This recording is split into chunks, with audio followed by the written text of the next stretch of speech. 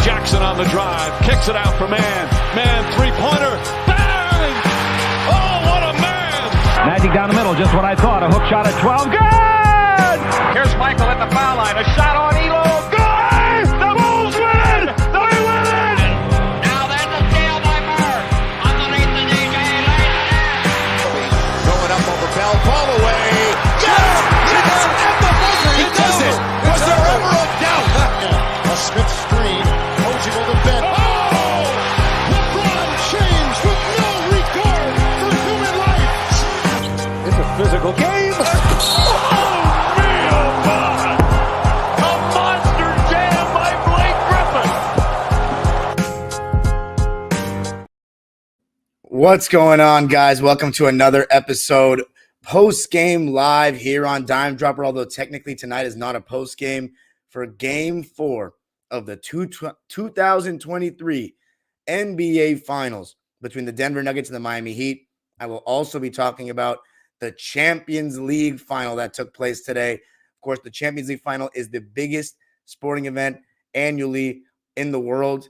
And even though I've kind of reserved my soccer content or football content to just international play so far, I do sometimes, when I can, talk about a big club game, and there's no better time to talk about a Champions League Final than a live, in which we only have one game, and of course, it's the Champions League Final. I got to mention it. But before we get started, you already know the drill. Follow us on social media, Twitter, Instagram, and TikTok. It says it right there at the bottom line if you're watching on YouTube, at Dime Dropper Pod. And if you are watching on YouTube, that means you already know to subscribe to Dime Dropper for all things LA sports, NBA history, and more.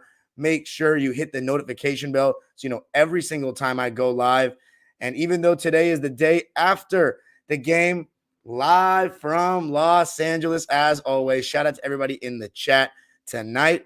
But let's talk about this Game 4 Miami Heat and Denver Nuggets. So obviously a must-win game for the Miami Heat to tie up the series. You don't want to go back down 3-1 to Denver where they can finish you off. And boy, that's what happened, because it was a game in which you really saw the depth of the Denver Nuggets. Nikola Jokic and Jamal Murray shot a combined 13 for 36, if I'm not mistaken, and they still were able to win pretty decisively. Miami made their pushes, but Denver just seemed in control the whole way, and I think it's a testament to their supporting cast. But don't get it twisted. Just because Murray and Jokic didn't shoot that well does not mean they didn't play that well. They are still creating so many different shots for everybody else on the court with their amazing, I don't want to use the word gravity so much, but just the attention that they garner in that two-man game. But let's just start from the top, right? The main thing I wanted to see from Miami was I needed to see Jimmy Butler be very aggressive and hopefully Bam Adebayo to shoot the ball better from the field. So you needed to see huge games from the stars, but you also wanted to see the role players hit their threes, because that's the one thing that we've talked about so much throughout this postseason with Miami, is that their role players have just been batting above their average. They've been playing so well. From the first series, I've been saying eventually the role players are going to tail off from three. Eventually they're going to return to earth. But it seems as though in these first 3 rounds, they have shot extremely well. And in the first 2 games, they were still doing the same thing. First game, they didn't shoot very well. Second game, they did. Now, Game 3, they didn't shoot well, so I was wondering what was going to happen in Game 4. By the way, for all the people that are watching on Twitter, please scoot your boot over to YouTube, because that's where I make my bread. So what I'm going to do right now is I'm going to put the link in the YouTube right underneath the tweet that you're watching. I see 8 of you guys in the Twitter stream. Get off there. I'm deleting it. So go under to my YouTube right underneath, okay, while we continue the party. All right, 3, 2, 1, deleting the Twitter. Now we're only on YouTube. All right, so let's get right into it. First quarter, in the beginning, you see this so much throughout the playoffs. Jokic not even looking to be that aggressive, just making passes from the high post, just catching the ball there and running different dribble handoff actions. You see different off-ball screens happening, and Jokic, a second of miscommunication, or a Miami Heat player, it doesn't matter if it's Miami Heat or anyone who's playing Denver, you leave a guy open or take your eye off somebody and they dive to the basket, Jokic is hitting them right in that second. He is so precise and great with his timing and his placement on his passes. As I say, his passing mechanics, second to none. You take your eye off somebody, you play somebody too tight topside, and they dive to the basket back door. He drops those bounce passes right into stride, leading the players like no other big man that I've seen play the game. And in the beginning of the game, that's what he was doing. But both teams' defense was really good. I thought this was a more 2000s like grinded out defensive game, struggled to get good shots. Murray, by the way, was switching 1 through 4 for Denver. So again, you're seeing the Denver Nuggets switch a good amount outside of Jokic, and Jimmy Butler was getting that favorable switch again with Jamal Murray guarding him, and he wasn't punishing it that much. There were times where he got 2 defenders on him, but a lot of times, and this was a smart adjustment by Denver, they stayed home on the shooters. They saw that Jimmy Butler's not being very aggressive lately. He's looking to make the pass, and Jimmy started driving, looking to pass, not to shoot. And one of the big things with Jimmy, as we've talked about, he always needs to go off 2 feet a lot of the times when he's on the drive. He has to come to a jump stop. And sometimes even when he gets the step on somebody, he doesn't go up right away. And that costs him at the highest level. Maybe it's his ankle. Maybe it's just that. Maybe it's both. But regardless, the Denver Nuggets were playing the pass and staying home on shooters. So you start to see Jimmy Butler pass up a lot of good looks.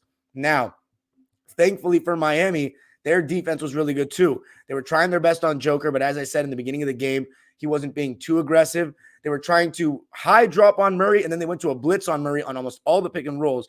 So it's very clear we've seen as the playoffs have gone on, teams are starting to see that Jokic is going to get Jokic's points regardless. But you want to shut down Murray as best you can and prevent him from going nuclear. Because once he does, you're basically fucked because now you have 2 closers that are in rhythm.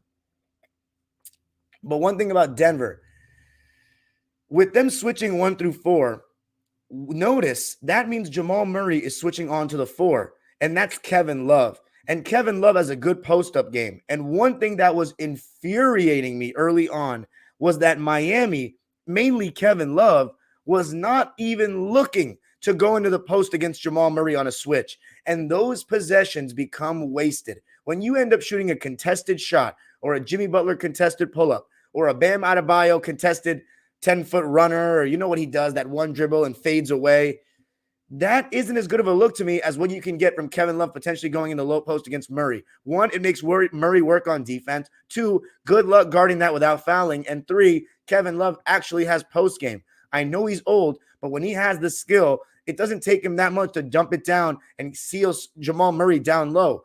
Now, on the other side, every time Aaron Gordon gets a smaller defender on him, they go right to the mismatch, and that makes a difference.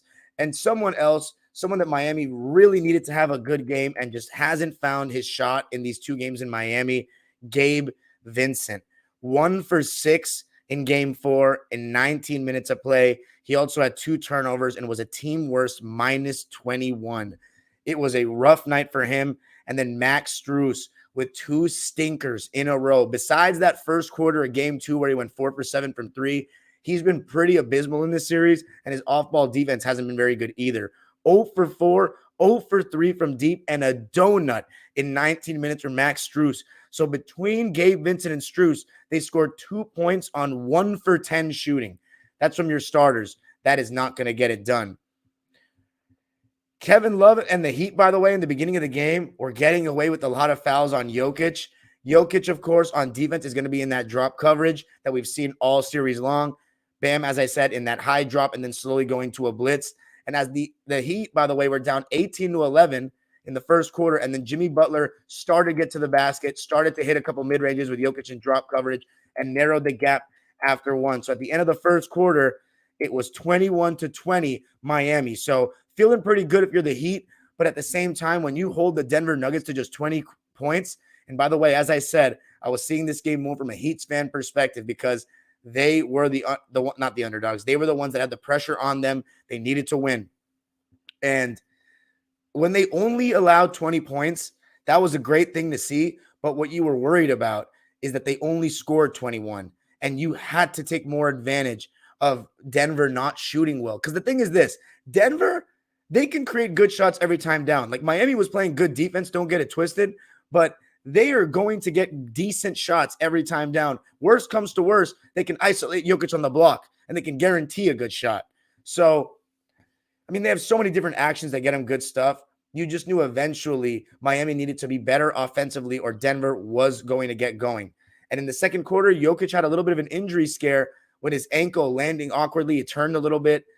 As always, they seem to make a bigger deal out of an injury in the game when someone's still playing than it is. But it was a minor setback. And then in the second unit, when the Nuggets take Jokic out, and the Nuggets go small with Aaron Gordon, Christian Brown, Bruce Brown, Jamal Murray, and usually it's like I already said Aaron Gordon. So usually it's like KCP or Christian Brown. Or I'm sorry, it's Jeff Green in there. One of KCP or Christian Brown. Bam Adebayo was not taking advantage of Christian Brown on the switch. He's starting his move way too high. And again, the one thing with Bam, and we said this for 3 years now, he doesn't physically punish smaller guys. I get it. You can't post up Jokic. I understand. He's too strong. That's why he's been taking him away from the basket a little bit and knocking down that mid-range shot. He didn't make it in game 3, but that when in drop coverage, Jokic's goal is to keep the offense in front of him. He does not want Bam to get behind him for a lob or anything like that. So he's dropping, trying to, just show enough on Jimmy and then get back to Bam, but they're conceding that little mid-range of that 10-foot push shot. They're conceding it every time. Bam Adebayo happens to be very inconsistent with the shot that Nikola Jokic is automatic in. So Bam has been hit or miss with that. But when he does get a chance to go at Jokic, he usually takes that one dribble to his right, fall away, or when he shoots that one-handed push shot, he doesn't really go into Jokic at all. He just kind of plays finesse. He kind of shies away from the contact, if you want to say it, because I think that's about true. And when he has a smaller guy on him, though, he doesn't even look to get deep enough in the post where he can just go up right away. He's working too hard. And that was starting to show in that second quarter. Jeff Green did not have a good first half stint. He was falling asleep defensively, and Miami was taking advantage of it. But you know who was taking advantage of bad defense and small defenders? Aaron Gordon with 15 points in the second quarter. And how often have we seen this in this finals with Aaron Gordon catching the ball super deep off of great entry passes from Jokic, back cuts and back screens, turning into Aaron Gordon getting free. And obviously in that dunker spot, he has just been feasting in these finals because as we talked about before, if Bam is going to guard Jokic, Miami do not have LeBron's or Rui Hachimura's big forwards to throw at Aaron Gordon. They don't. They go with Caleb Martin or Duncan Robinson, Max Strus, Jimmy Butler. Look, Caleb Martin was incredible in that Celtics series, but he has been bullied in this series by Aaron Gordon, who, by the way, is doing a great job on Jimmy Butler as well. Even though they're switching a lot and trying to get him off Jimmy as much as they can, he is still doing a great job in his role defensively. And when Jokic came back in the game, he was taking the pick and pop three, and he was making the pick and pop three. And again, that pick and pop with Jokic and Murray, I want you to tell me how great would Jokic be if he didn't shoot threes, if he was just shooting like 18-footers on the pick and pop. How great would he be? Because it definitely does stretch the defense out. You have to, make a choice on that pick and pop because you have to take away Murray's mid-range. So that leaves Jokic open if the big man helps. And Jokic open for that three is probably the best option because you don't want to switch that pick and roll. Otherwise, you're going to get your small guy guarding Jokic, which is suicidal. So if you hedge it, then you potentially allow Jokic to get the ball in 4-on-3 situations. I think hedging it might be the best case scenario, but you have to prevent Jokic from getting the ball. And you cannot let Murray turn the corner. You have to hold Murray and take away the next pass. But with today's spacing, that leaves someone wide open with a lot of space if Murray can see over the defense and get them the ball. So it's such a predicament in that Murray-Jokic high pick and roll or pick and pop, mainly the pick and pop, because if you pick and roll, if Jokic rolls and Aaron Gordon's in the dunker spot, Aaron Gordon's man might be able to tag Jokic and split the difference between him and Gordon easier. But with the pick and pop, you're fucked. So anytime the Heat did switch that, Jokic punished them. And Jokic is, again, I talked about it in game 3, but that touch around the rim or even from 10 feet, that floater is uncanny. But somebody or two players that I thought were doing a good job in the second quarter for Miami, Kyle Lowry and Caleb Martin. Kyle Lowry's had a really good finals, playing good defense, knocking down shots off the pick and roll, mid-range, three ball. But as I said, Strus and Vincent, not so much.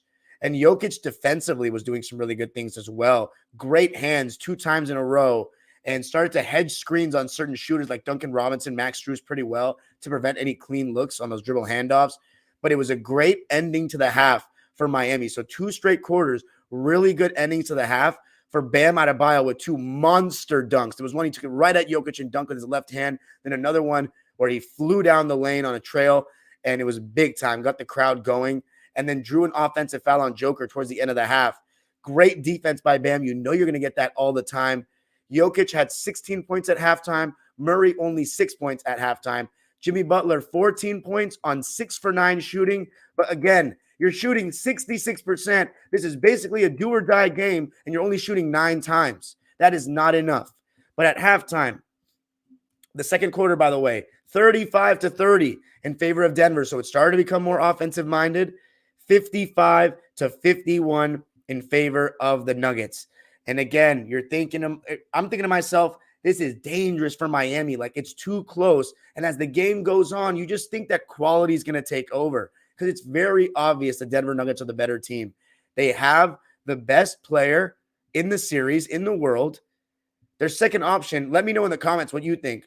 Just like I asked, let me know in the comments how great would Jokic be if he didn't shoot threes, but he still had a mid-range, like 18-footer. Let me know who's a better second option, Murray or Bam? Because throughout the season, I'm taking Bam with his defense. But in the playoffs, Murray's offense is incredible, and he's been insanely consistent. So let me know what you think. But the supporting cast is no doubt better for Denver, no doubt. And by the way, MPJ, he was trying to drive because it's like he's been listening to me almost. He's seeing that he's shooting a lot of threes and shooting himself out of rhythm. So he tried to drive, but he was kind of forcing it. Didn't feel like he was letting the game come to him. And he was just going right into the teeth of the defense. And Miami is a good enough defensive team where if you force things, it might not end up too well for you. But in the third quarter, Aaron Gordon, more of him, whether in that dunker spot. And at times, by the way, when people sag off of Aaron Gordon because they want him to shoot, what they're also not realizing, if they do the same thing with Draymond Green, is they give him so much space to pass, no pressure on the pass. And I remember there was one time where he threaded the needle beautifully, a bounce pass to, I think it was Murray. And Aaron Gordon has shown some really great passing chops in these playoffs. Underrated passer, in my opinion, from what I've noticed in this postseason. And then again, Jokic and Murray in that pick and pop. If Bam closed out too hard, then Jokic would drive, and now he's going downhill. He has that runner. He has Gordon on the lob, and it's amazing. The second someone cheats for a steal and Jokic gets the step, he is making a decision so quickly, whether it's a lob or a floater. I mean, he's just incredible. There's not many more superlatives and adjectives I can use to describe this guy at this point. He's the best center of my time because I was a little too young to watch Prime Shaq, so he's undoubtedly to be the best center of my time. I mean, and that's great to see a proper 7-footer that dominates in the post kill the modern NBA because they told me it couldn't be done, but he does it. And it's obviously not just in the post, the pick and pop threat and the pick and roll threat. That's what makes him such a great fit for the modern NBA because if you just threw it in the post, every possession isolation, it would be a little stagnant. But the fact that he's such a great roller in the pick and roll, and mind you, with Monty Morris, did you see the same thing? No, you didn't. It was not the same. But Jamal Murray is such an incredible threat in that pick and roll, and he's a very underrated passer, which you can see a little bit of in this game with his amazing assist to turnover ratio. Jamal Murray is such a lethal pick and pop, pick and roll tandem with Jokic. It's amazing. But by the way, Miami didn't lay down and die. Kevin Love hit a couple of big shots, but Denver's offense with Jokic as a screener was just too good. And it wasn't just lobs and in the dunker spot that Aaron Gordon was scoring. He was hitting his 3-ball as well. And the Nuggets outscored the Heat 31-22 in the third. And again, you're just not seeing enough from Bam Adebayo and Jimmy Butler to me. And in that third quarter, remember how I always say there's a moment in a series where you just know a team is too good? And I just felt like in that third quarter, you can just start to see it unraveling for Miami. They just didn't have the best players on the other side, and the supporting cast is better on the other side. I don't know what else there is to say and what else there really is to do. And by the way, Jimmy Butler shot one time in the third quarter. One time. And Bam Adebayo the same. Oh, I'm sorry. And that's only made shots. My bad. Bam Adebayo was 1 for 4 in the third quarter. Jimmy Butler was also 1 for 4. So again, 4 shots is not very much. 2 for 8. And by the way, 3 of Jimmy Butler's shots were in the paint. The other one was a mid-range. Bam Adebayo, all of them were in the in the paint except for one mid-range. So not nearly good enough. The Nuggets outscored the Heat by 9, 31-22. That gave them a 13-point lead going into the fourth. And Miami made a run with Jokic on the bench because then they can switch because the Nuggets are going small. They don't play with a backup big. So Miami started switching, finally getting stops, and they started scoring. Jimmy Butler got an and one, cut it down to, I believe, 5. Let me double check. Because Jokic, by the way, he had so many kick balls in this game, Jokic. But Jokic got an offensive foul. That was his 5th foul at the 9:24 mark of the fourth quarter. He went out of the game when they're up by 10, 86-76. And immediately, Bam hits 2 free throws. Jimmy hits a layup on an and one, cuts it down to 5. And then off the timeout. So it's 86-81. You're starting to think maybe Miami can do this. But Jamal Murray. I've said this several times in this postseason. Every single time, especially in road games, when it feels like the Denver Nuggets need a shot to silence the crowd or to stop momentum, he hits it. It's an uncanny ability. It may not go in the clutch stats because there's not under 5 minutes to go and the score within 5 points, but you better believe that's a fucking clutch shot by Jamal Murray. Left wing fall away when all the momentum is going against you. Finals atmosphere, crowd rocking, and you make it an 8-point game again. Backbreaker. Absolutely massive shot by Jamal Murray. And the funny part is Jimmy Butler responded, scored again the other way, and it was a 6-point game. And the Heat had a chance, I remember this vividly, to make it a 4-point game, and Bam Adebayo missed an 8-footer right in the middle of the key floater. And after that, Aaron Gordon scored off a Jamal Murray pass. And when Jeff Green made it 3 to put them up 9, and then Jokic, by the way, Jokic was out for a while in this stretch. The fact that they responded to the non-Jokic minutes and that run so well is a testament to Jamal Murray, but also the depth of the Nuggets and their mental toughness. We've talked about the Miami Heat's mental toughness all playoff long, but now they're finally meeting a team that has the same kind of focus and mental toughness and organization, and they're more talented. And when you see both teams have that toughness, but one team's just more talented and has the best player and the better supporting cast, you get the result in that fourth quarter. Bruce Brown was unbelievable. Both ends of the floor, his cutting, transition. Again, the cutting of the Nuggets off of Jokic is amazing. I mean, you got to give credit to Michael Malone, but I always say it's them, Sacramento, and Golden State that play unique style basketball. Every other fucking team plays the same robotic, high pick and roll, everything's pick and roll based shit. It's so different than when I grew up where every team had a unique style. It was because I didn't grow up in the just pound inside to the big era. I didn't. I don't know if the NBA was once like that in the 90s. I'm going to check it out. But in the 60s, it's not like that. It's a lot of motion. There's not, people can't do as much with the ball in the 60s. So it's a lot of off-ball movement. In this era, it's the pick and roll era. But those 3 teams play with motion and they play with the central cog. Mainly, I mean, Denver's and Golden State's central cog are much better than Sacramento's. No offense to Sabonis and Fox. But Jokic and Curry are all-time offensive players. Just being out there in this era with the spacing, you can get a good shot with them. And Jokic, I mean, when he came in, he just put the finishing touches on the cake. And Bruce Brown, I mean, 11 points in the fourth quarter. What more can you say about this guy? And Bam, not aggressive enough, not enough shots for Butler. Aaron Gordon was the leading scorer for the Denver Nuggets. And what was a 108-95 win, they never really looked back after they went up by 14. And that was that.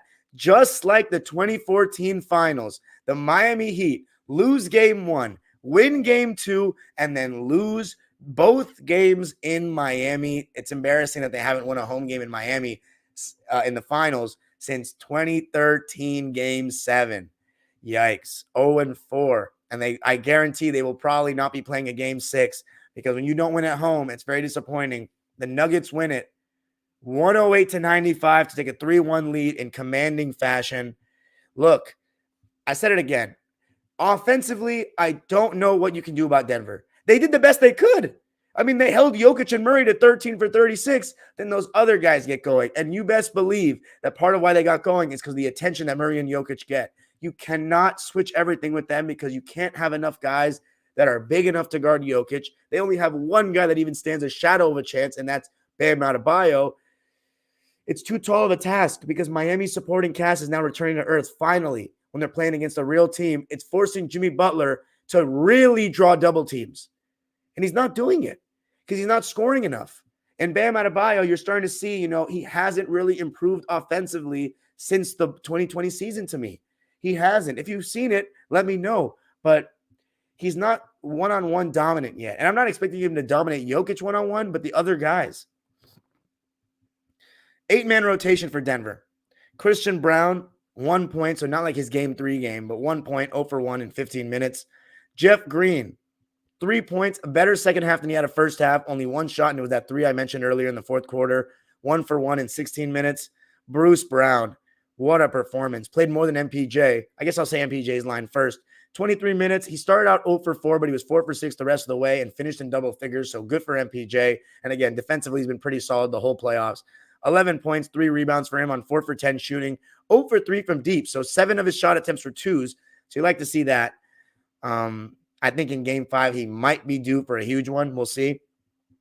But Bruce Brown, 30 minutes of play. What more can you say about this guy? I saw my man Terrence Mann courtside, obviously a friend of Bruce Brown's, there with him. But Bruce was just phenomenal in transition, finishing, hitting his 3 ball. Did he hit any threes? Yes, he did. 3 for 5 from deep. Oh, man.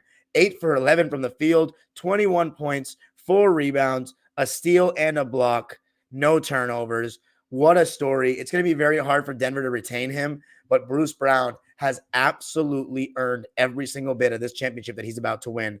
And then KCP, another quieter game for him, 7 points, 4 rebounds, 2 assists on 2 for 5 shooting, and all those shots were 3-pointers, but 3 steals and 2 blocks for KCP, who's on his way to being a starter on a second championship team.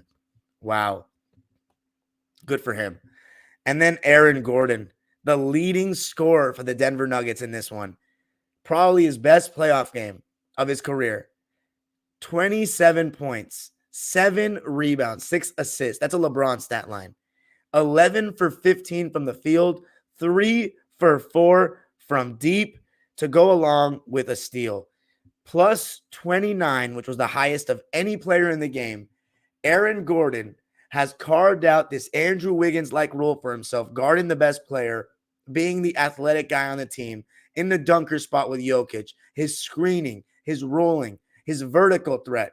All of that has been massive for this Denver team. He's bought into his role. He might not have lived up to the hype that he had coming out of Arizona, but he has become the 3rd best player on a championship team. And that does not sound too bad, does it? Aaron Gordon, what a game. And honestly, he's having his best series in the finals, which is big time. And then the duo, Jamal Murray, 15 points, 3 rebounds, but how about 12 assists and 0 turnovers? Just creating tons of good looks when they're blitzing him in that pick and roll. There's no answer to this team. Blitz is that if you get blitzed, if Jamal Murray gets blitzed, makes that pass over the top or to someone else, and the rest do their work. And of course, they still run amazing actions to get Murray open, the dribble handoffs, the Jamal Murray sets a back screen for Aaron Gordon. His man helps on Gordon on the roll, and then he comes off of that dribble handoff. Is one of my favorite actions they have. It's so good. Jamal Murray, 15 and 12 on 5 for 17 shooting and 2 for 3 from deep. And the fact that Jokic and Murray shot a combined 13 for 36 makes me think that in game 5, them and Michael Porter are going to shoot better, and that spells trouble for Miami. Jokic, 23 points, 12 rebounds, and 4 assists. He also had 3 steals and 3 blocks. That's rare from Jokic. What a defensive game from him. Murray as well. They have stood up to the task defensively. And you know what? I'm not even going to say that they've been decent on defense. They have been good defensively in these playoffs. As a team, they've shown everybody that all the talk about them not being a good defensive team was bullshit. In the playoffs, they've completely tightened up. The eye test, as I said, never matched that for me. That's why I don't look too far into regular season stats. Because again, I'm going to go with my eyes. My eyes always tell me the truth because I trust my basketball mind. The more I've leaned into stats, not matching it with my eyes and say, you know what, maybe I'm wrong. I've always been right. At the end, I'm like, dude, this shit is bullshit. I like when they tried to give Chris Paul and DeAndre Jordan first team defense. instead of Luke Bahamute in 2017. I'm like, this is bullshit, bro. I watch every game. So that's just one example. But again, Denver, they're not a great defensive team, but they're very good. They're good enough to win a championship, much like the 2016 Cavs. So Jokic has been a part of that. He has stood up to the task and dropped coverage. They have not made him pay enough, and he stood up strong. He's had really good hands, and it was a really solid game. And it's funny because after the game, Tamara Zarli, one of our beat writers, ours being the Clippers, asked him about that stat line, and apparently like only KD, Braun, and like one other player have had that stat line. And he's like, 23, 12, and 4? What's so special about that? 23, 12, and 4 is not that great. So funny. But Denver, I mean, they've been the team. From the beginning of the season, they've been the ones that have been serious about the regular season. Their process has been the best, and they're going to make history. It's happening in 5 games. It's become a boring finals because they've been so commanding. And you know what's funny? No one's had an answer for them in any round. They've been so dominant in these playoffs. Jokic has been so dominant in these playoffs, and there's just nothing more to say. They completely deserve this ring. It's going to be amazing for their city. They've never won a championship, and they've been around for a while now. Jokic, the greatest player in their franchise history, and it's going to put him in an all-new conversation at an all-time scale. How about the Heat, who played, by the way, Haywood Highsmith not playing is just weird to me, and no zone.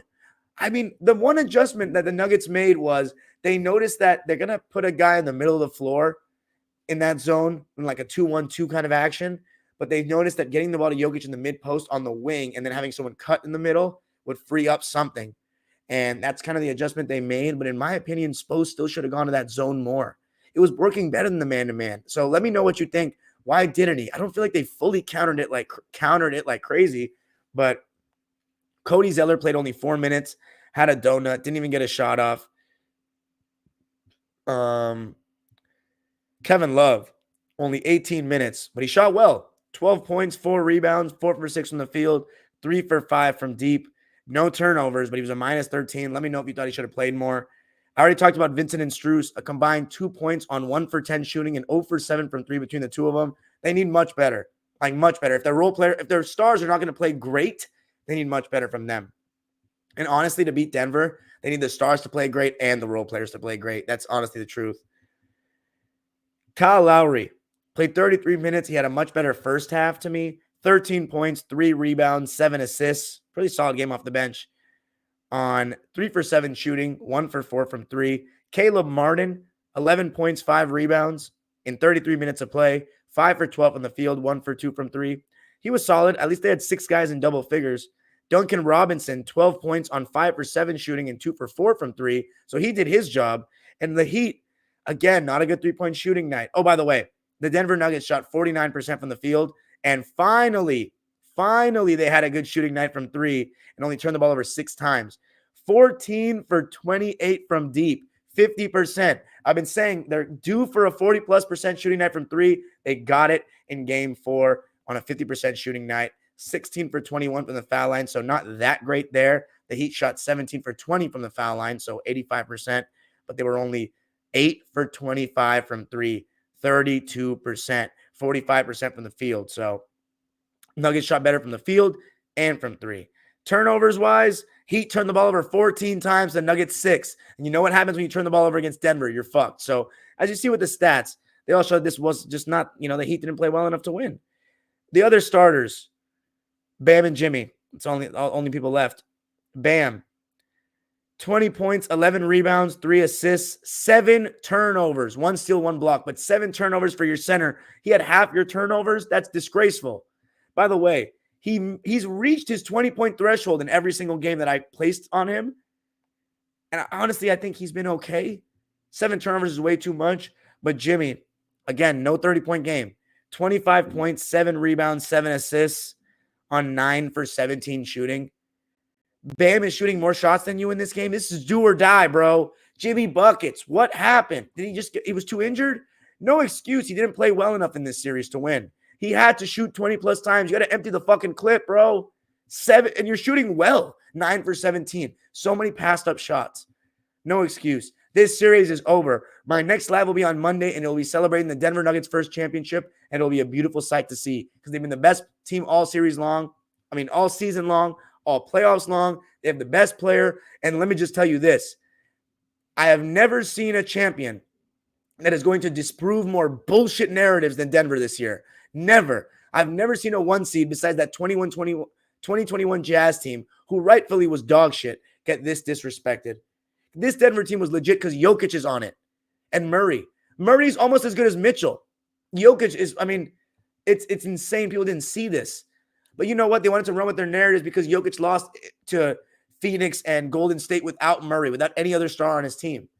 But Jokic is showing everybody that a center can still win in the modern NBA and that you don't have to be the most athletic or fast to be the best player in this sport, even in 2023. So for all those that say Larry Bird wouldn't be that great, I love it. Or Mikhail or John Stockton or any of those guys. Because Jokic is the best player in the world. In 2023, with your advanced athletes and all this shit you say, a guy that can't jump over a stool is the best player in the world, running circles around everybody. So that's hilarious to me. But he's strong and he has great endurance. It's not like he's just a terrible athlete because he can't jump and run. That's what I give him credit for. But he's disproving so many narratives. And Denver's disproving so many narratives too, especially about their defense and the disrespect they've gotten from national media all year long.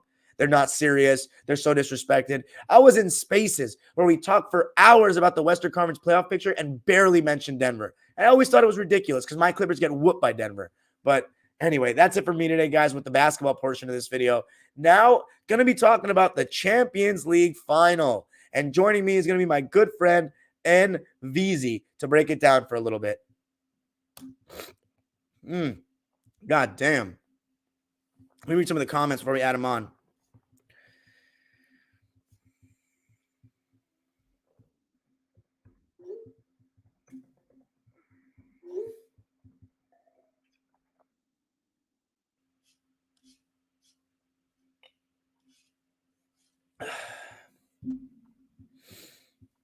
Let's read the comments.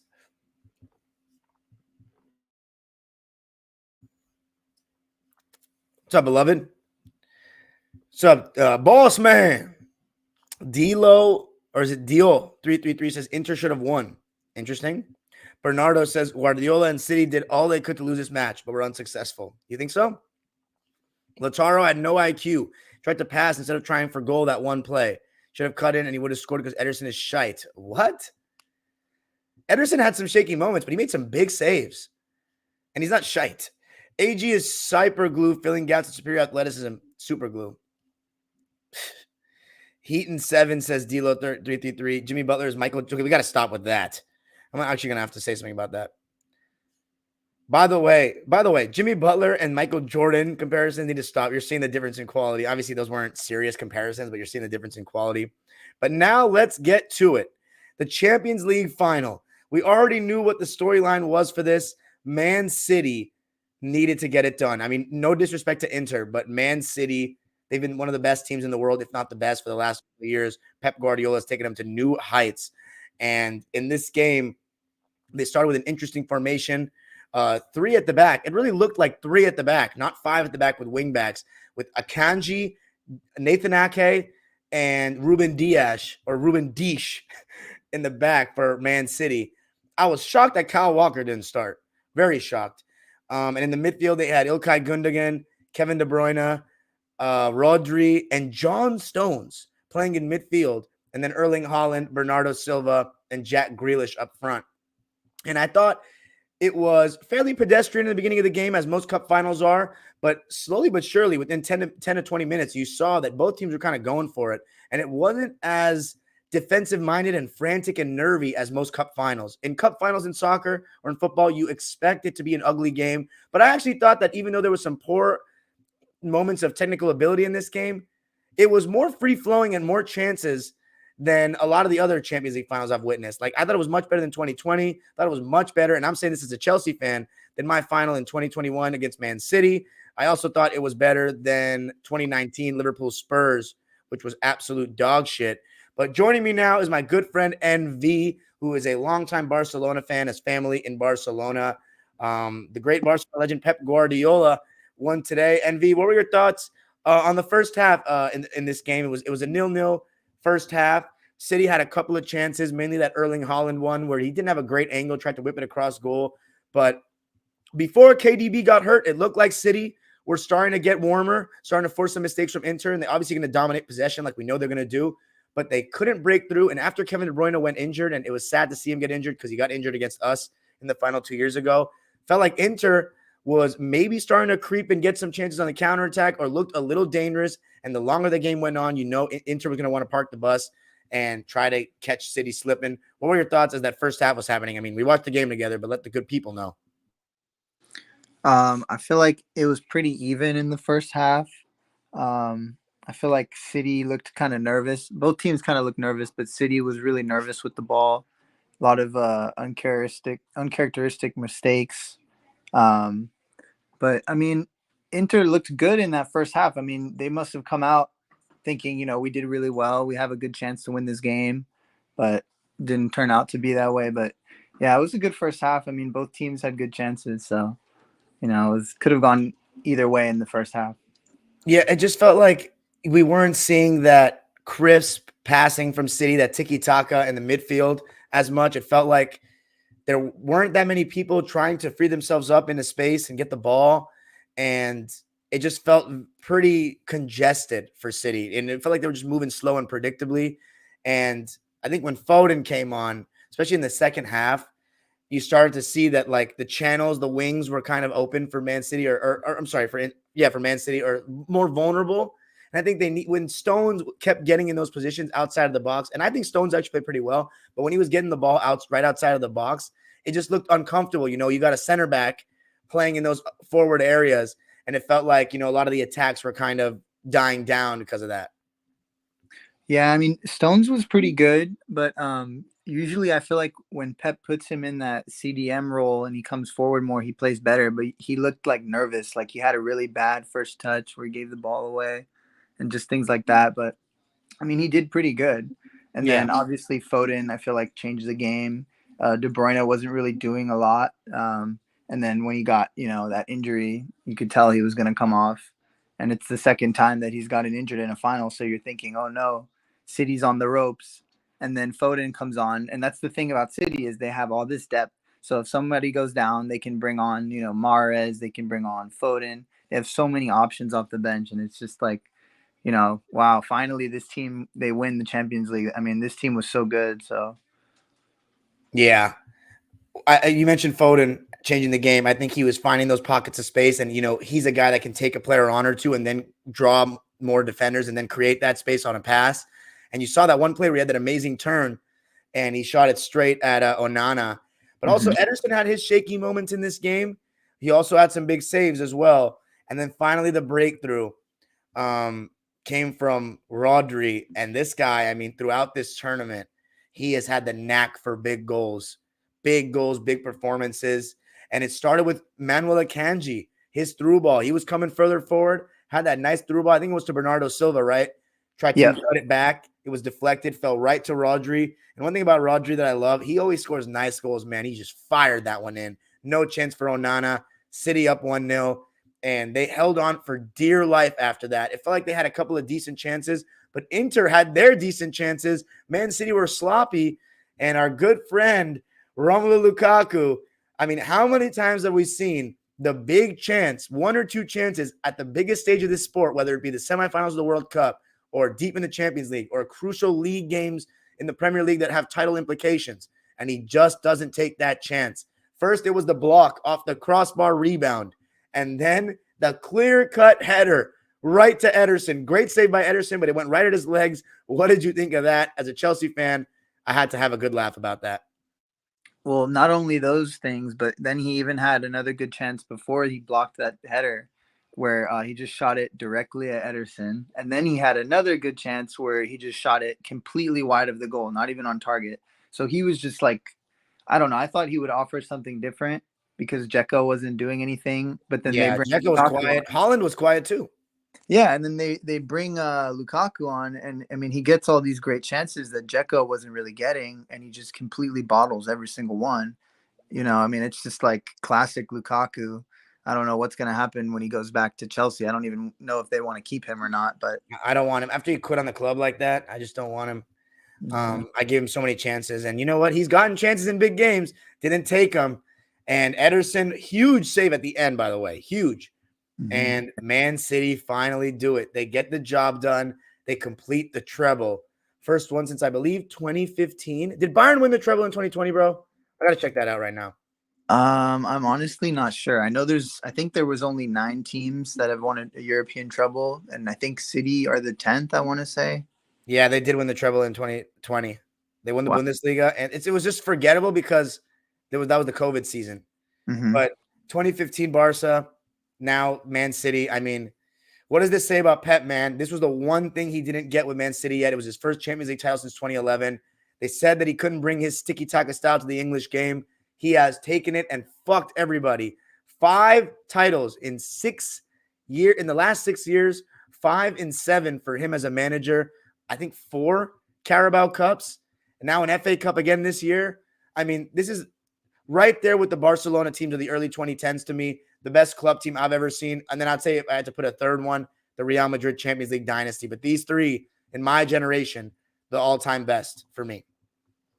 Yeah, I mean, I'm happy for Pep because I know it's been a long time that he's been trying to win this trophy with, Man City. I mean, even if they had, lost the Premier League, I don't think he would have cared because this was the final thing he needed to check off. I mean, winning a treble makes it nicer, but yeah, I agree. I mean, it's one of the best teams we've seen. I don't think it's as good as that Barcelona team. I'm obviously biased. I also don't know if they're better than Madrid just because Madrid won it 3 times in a row, which is insane. But yeah, I mean, this team was just incredibly good. They're so deep. They have so many options. There's so many ways they can pick you apart, even in a game where I felt like they didn't even deserve to win, honestly. I mean, maybe they deserve to win, but I feel like Inter should have won the game if they just took their chances. But yeah, I mean, you can't really take anything away from them. I mean, they had to beat Bayern, and then they had to beat who was the other team? They had to beat Real Madrid. They had to beat Bayern. Those 2 giants just to get to the final. So you can't really take anything away from them. And they smacked Real Madrid. So they thoroughly did. Second leg, yeah. I mean, they totally picked that team apart. And the thing that's weird is that Holland wasn't even that great, really, in the last few Champions League games, but they still won. So that tells me everything I need to know that this team was just destined to win it, I guess. Yeah. I mean, Man City, first Champions League title. You could see the emotion from them. We've seen them win a lot these last couple of seasons, but I never saw the jubilation that I saw today. It was pretty special. And shout out to my man, Jack, who's a City fan. We've had him on the podcast twice, and he was over the moon today. But let's talk about some of the individuals, man, for City. Ederson, I mean, big time career he's had in Man City, dude. He was one of Pep's signings in 2017. 5 titles in 6 years. Made it to 2 World Cups for Brazil. Obviously, he's Alisson's backup. But, I mean, what a run he's had as a keeper. Ruben Dias, I mean, he's become one of the best center backs in the world. 3 straight titles since he's arrived, right? Or did he come in 2020? I think he came the year before 2020, so I think you're right. No, let me check. He may have come that first year that they didn't win. I forget. He's 26 years old, too. Yeah, he came in 20. You're right. Well, I'm right. So 2020, he's won 3 titles in all 3 years that he's been there, which is incredible. Then you got a guy like Nathan Ake, who was one of our players that we loaned out to Watford, and now he's starting in Champions League finals and World Cup quarterfinals for Netherlands. I mean, it's just insane, man. As a Chelsea fan, that kind of stings, huh? Yeah, I mean, the thing that's interesting is that, Pep always makes these changes before the final, and he brings on Ake, who they said hadn't played a full 90 in like 60 days, and he looked fine. I mean, he looked comfortable, and I think that's probably the biggest difference for City now is that their backline is a lot more stable than it used to be. They've got so many options. I mean, so many options. Yeah, I mean, they can just bring on. I mean, Kyle Walker didn't even really play until like the 81st or 82nd minute. And I mean, Akanji coming up, being brave to make that pass that set up the goal. I mean, those center backs they have, they're all pretty special. So they've got just so many options. That's the thing that makes City so dangerous. That's why they won the Premier League, is because, I mean, Arsenal, they had one of their best defenders go down and they had no replacement for him. So yeah, the depth that Man City have is just unbelievable. All positions. Akanji being involved in that goal in his first season in the Champions League final is an unbelievable. accomplishment. And then Kyle Walker, you said it. I mean, this guy's been one of the best right backs, if not the best right back in the world for a while now. Since he's arrived at City, 5 titles in 6 seasons. I mean, it's incredible what he's done. Obviously performed really well for England in tournaments. John Stones has really taken his game to another level as well. He's been awesome. And the fact that he's played midfield this season and still shown that he can hold his own, I mean, wow. And he always plays well for England too. Yeah, and also just to add to that, I mean, they had Cancelo in the beginning of the season who started off great, and then I guess he had problems with Pep, so Pep was like, okay, well, you can leave. They loaned him out to Bayern, and everyone thought, oh, that's going to be a huge loss for City, and they didn't miss a beat. So that just says everything. I mean, they've got so much depth, and they're just so talented. Yeah, and, someone else, Jack Grealish, who I'm not the biggest fan of, but with the massive price tag last season, and, they did win the league, but fell short in the Champions League. Him to start in the game today and get the win was really good for him. You can see how happy he was. Bernardo Silva, just an amazing player. I mean, he was incredible. Not as much today, but in the semifinals against Real. Mm-hmm. I mean, what a player. He's been unbelievable since he got to Man City and been a huge part of these titles. And then Ilkay Gundogan, this is a guy who struggled with injuries a lot for a while. And in his first season in Man City, I think he tore his ACL or something, and he was out for a while. And the way he's kind of, not even the first season they won the title, but more so these last couple of seasons, become such a central cog in their midfield. And he was the one who lifted that trophy today as the captain. What a turnaround he's made to his career, man. Yeah, I mean, that's just another legendary player that they have. I mean, they just have so many good players. I can't think of any player that they have that's not good. I mean, even like, Man City's like backup 11 would beat a lot of. Yeah, dude, Aymeric Laporte, I forgot about him. He's sitting on their bench, didn't play. He doesn't play. Yeah, I mean, that's the thing. They've just got so many guys that they can plug in. Yeah, they also had Riyad Mahrez, who didn't even play a minute today, which was insane. I thought he was going to come on and try to change the game, but didn't play. Phil Foden, we already talked about how great he is and what a young career he's had so far, and he's going to continue to add to that. Mahrez has won a shit ton at this point. I mean, Leicester, the leagues he's won with City. Now he's got a Champions League added to that. And then Erling Haaland and Kevin De Bruyne are the 2 superstars of this team. Kevin De Bruyne, I mean, he didn't have the contribution today with the injury, but one of the best players I've ever seen. He's done everything now for the most part at the club level. There's not much you can say about him. One of the best City players of all time, and honestly, one of the best players in the Premier League, probably history. I mean, I'm not a historian about the Premier League as much, but I mean, he's set records. I mean, he's one of the most special I've seen, and I've watched for 13 years now. And then Erling Haaland, I mean, the one thing everybody said about Man City last year was they're winning and they don't even have a striker. Now you give them the world's best striker, arguably the world's best striker, 50 goals in all competitions, 30 plus in, 38 in league. And I mean, they're just so OP, man. It's crazy. What a player he is. He's a fucking cyborg. And yeah, thoughts on Erling Haaland, Kevin De Bruyne as we close it out? I mean, well, that was kind of the expectation once they got Haaland, was like, okay, now this is what they need to win the Champions League. And it's just funny because, like I said, I mean, he wasn't very impactful over the last few knockout games. He had an amazing game against Leipzig where he had like 5 goals, I think, or 4 goals, something like that. And then he kind of just slowed down a little bit, but he was still good at creating and hold up play. But I mean, in the final, I don't really remember him doing, much, But yeah, I mean, it just says a lot that KDB gets hurt. And then you think, oh my God, this is all over again. City's going to have trouble. And then Foden comes on and he's better than KDB was playing. So, I mean, it's just like, what can you do against a team like that? It's so difficult. But I mean, Inter had all those chances and they still didn't win. I mean, credit to Ederson with those clutch saves he had. So, I mean, who won man of the match? Was it Rodri or was it Ederson? I don't know. Probably Rodri, I would assume. Yeah.